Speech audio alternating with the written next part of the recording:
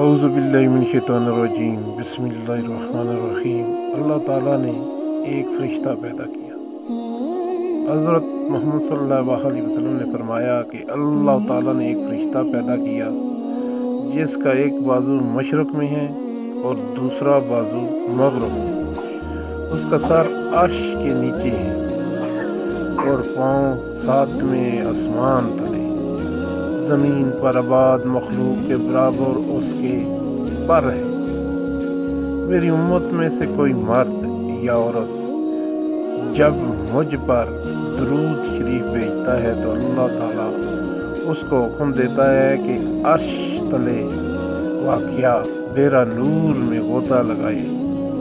وہ غوطہ زن ہوتا ہے، پھر باہر نکل کر اپنے بازو یعنی پر جاٹتا ہے تو اس کے پروں میں سے قطرے گرتے ہیں اور اللہ تعالیٰ ہر قطرے سے ایک فرشتہ پیدا کرتا ہے جو اس کے لیے قیامت تک دعائے بخشش مانگتا ہے۔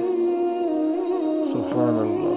اللہ تعالیٰ کا حضور صلی اللہ علیہ وسلم درود بھیجنے کی کتنی بڑی فضیلت ہے بھائی جان۔